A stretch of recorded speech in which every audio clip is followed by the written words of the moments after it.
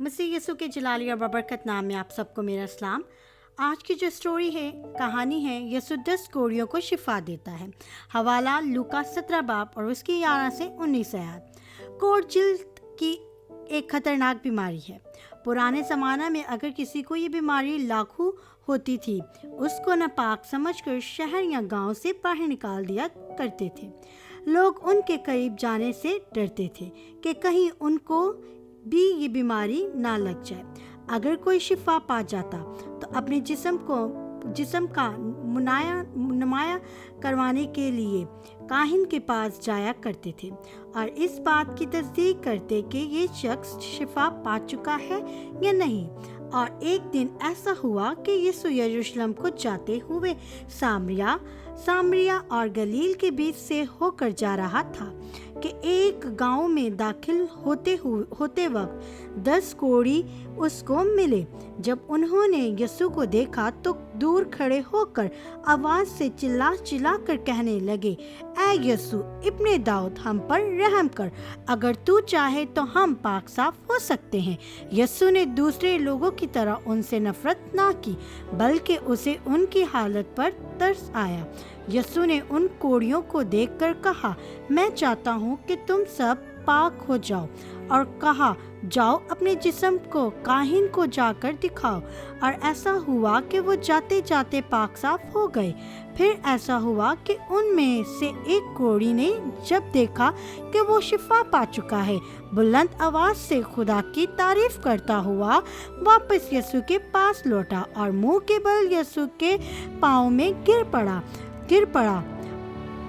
यीशु का शुक्र अदा करने लगा, क्योंकि अब वो अपने घर और खानदान में रहने के काबिल हो गया था। वो शख्स सामरी था। 10 कोढ़ियों में से सिर्फ एक ही ने शिफा पाई यीशु के पास आया था। यीशु ने कहा, 10 पाक साफ ना हुए, बाकी 9 कहाँ हैं?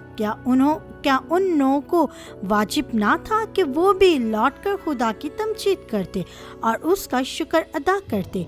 यीशु ने उस शख्स को जिसने शिफा पाई थी कहा, उठ कर जा, क्योंकि तेरे ईमान ने तुझे अच्छा किया। अब इस स्टोरी का जो सिनारियो है, जो कंक्लूजन है, वो ये है कि कोढ़ एक जिल्द की बीमारी होती है। ये बहुत ही खतरनाक बीमारी होती है।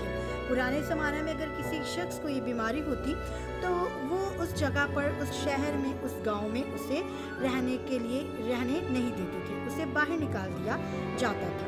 और अगर उसके करीब कोई शख्स जाता, बच्चा, बूढ़ा, जवान, तो उसे भी ये बीमारी हो सकती थी।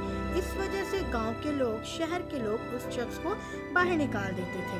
और अगर वो शिफा पा जाता तो उसे अपना जिस्म का तस्दीक करवाने के लिए काहिन के पास जाना पड़ता था कि वो जाकर काहिन को दिखाए कि वो शिफा पा चुका है या नहीं। लेकिन एक दिन जब यीशु यरूशलेम को जाते हुए सामरिया और गलील के बीच होकर जा रहा था और गांव में दाखिल होते वक्त 10 कोढ़ी थे, जिनको कोढ़ की बीमारी थी, उन्होंने यीशु को देखा। और उन्होंने यीशु को देखकर तो दूर खड़े होकर आवाज से चिल्ला कर कहने लगे, यीशु इब्ने दाऊद, हम पर रहम कर। अगर यीशु तू चाहता है हम पाक साफ हों तो तू हमारी इस बीमारी से हमें रिहाई दे। तो उन जो 10 थे, उन्होंने यीशु से कहा, हमें शिफा दे, हम पाक साफ होना चाहते हैं। जैसे कि दूसरे लोग इनको शहर से, गांव से बाहर निकालते थे, इनके करीब नहीं आते थे, यीशु ने हरगिज़ ऐसा ना किया। यीशु उन 10 के करीब गया। यीशु ने उनसे नफरत ना की, उनकी हालत पर तरस किया और यीशु ने उन 10 कोढ़ियों को देखकर कहा, मैं चाहता हूँ कि तुम पाक हो जाओ। और कहा, जाओ अपने जिस्म को काहिन को दिखाओ। और जैसे ही वो जाते ही पाक साफ हो गए। हालेलुया। जैसे वो जाते पाक साफ हो जाते हैं तो एक कोढ़ी ने जब देखा कि वो शिफा पा चुका है, वो बुलंद आवाज से خدا کی تعریف، خدا کی تمجید، خدا کو پکارنے لگا۔ جب ہم بہت زیادہ خوش ہو جاتے ہیں، بہت زیادہ اپنی بیماری سے رہائی پا جاتے ہیں، شفا پا جاتے ہیں، اپنی زندگی میں برکت کو، معاوضے کو حاصل کرتے ہیں، تو ہماری خوشی کی انتہا نہیں ہوتی۔ اسی طرح یہ جو ایک کوڑی ہے، 10 میں سے جو ایک کوڑی تھا، جس نے دیکھا کہ میں شفا پا چکا ہوں، وہ بلند آواز سے خدا کو پکارنے لگا، خدا کی تعریف کرنے لگا، خدا کی تمجید کرنے لگا، اور جب یسوع کے پاس واپس آیا، لوٹا اور منہ کے بل یسوع کے پاؤں میں گر پڑا اور یسوع کا شکر ادا کیا کہ اب میں اپنے گھر میں اور اپنے خاندان میں رہنے کے قابل ہو چکا ہوں۔ وہ شخص سامری تھا، اور یسوع نے دیکھا کہ 10 نے پاک صاف نہ ہوئے، باقی 9 کہاں ہیں؟ کیا ان کو واجب نہ تھا کہ وہ بھی لوٹ کر خدا کی تمجید کرتے اور خدا کا شکر ادا کرتے؟ اب یہاں پر ہم دیکھتے ہیں کہ جب ہم اپنی زندگی میں معاوضے کو حاصل کرتے ہیں، شفا کو حاصل کرتے ہیں، بیماریوں سے رہائی پاتے ہیں، برکتیں حاصل کرتے ہیں، تو ہمیں خداوند کا شکر ادا کرنا چاہیے، خداوند کی تمجید کرنی چاہیے، خداوند کی تعریف کرنی چاہیے، تاکہ اور ہمیں گواہی دینے سے کبھی بھی شرمانا نہیں چاہیے۔ اور یہاں پر یہ جو سٹوری ہے، یہ ہمیں یہی بتاتی ہے کہ جب ہم شفا پاتے ہیں، اپنی بیماریوں سے شفا پاتے ہیں، تو ہمیں خداوند کے حضوری میں جو ہے شکر گزاری کرنی چاہیے، تعریف کرنی چاہیے۔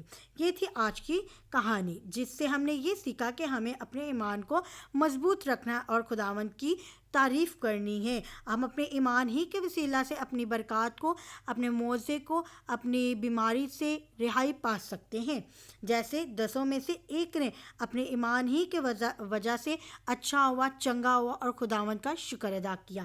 آئے ہم دعا مانگیں۔